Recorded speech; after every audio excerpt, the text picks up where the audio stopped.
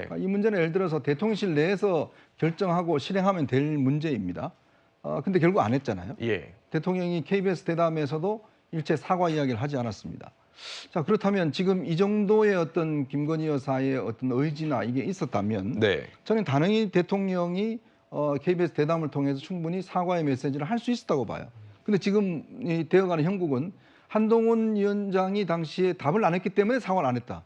이렇게 지금 이야기가 되어가고 예. 있는 거 아니겠습니까? 네네. 근데 과연 이게 지금 핵심적인 키를 한동훈 후보가 가지고 있었던 건가요? 저는 그거에 대한 근본적인 의문이 있는 것이고, 자, 그렇다면 결국은 이제 이 한동훈 위원장이 무응답을 한 것은 본인 이야기에 따르면 지금은 중요한 당무와 관련된 전국의 이슈와 관련된 문제이잖아요.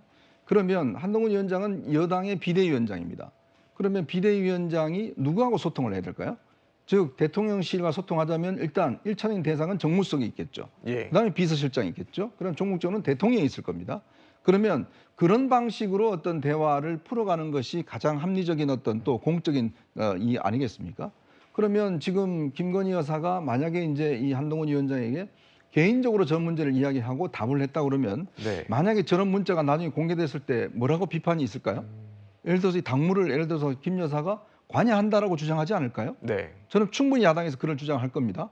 아니 왜 이런 중요한 문제를 왜 김건희 여사가 영부인이 왜 여당 대표와 어떤 면에서 보면 텔레그램 사적인 메시지를 통해서 이걸 이야기를 하느냐는 문제가 있을 거예요.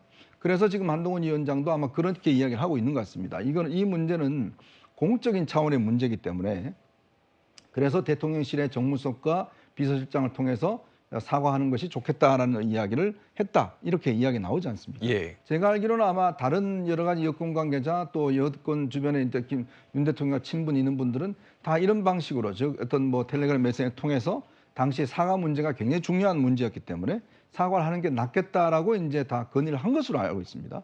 자, 그런데 문제는 결국 그걸 받아들이지 않았잖아요. 이제 그런 걸 보면 최근에 이제 기자회견을 통해서만 이제 윤 대통령이 사과라는 그 문자를 쓰지 않습니까? 네. 그러면 이 문제에 대한 진정성, 즉 김건희 여사가 정말 사과를 하려고 물었던 것인가? 그렇다면 이 프로세스가 결국은 당에서 어떤 면에서 보면 이걸 받지 않더라도 그럼 대통령실에서 절차를 진행하면 될 문제인데 굳이 지금 이거를 공개를 해서 마치 지금 한동훈 후보가 그때 답을 안 한 것 때문에 내가 사과를 안 했다. 이런 프레임을 가려고 하는 것인데 저는 그거는 좀 전혀 앞뒤가 안 맞지 않는가라는 느낌이 듭니다.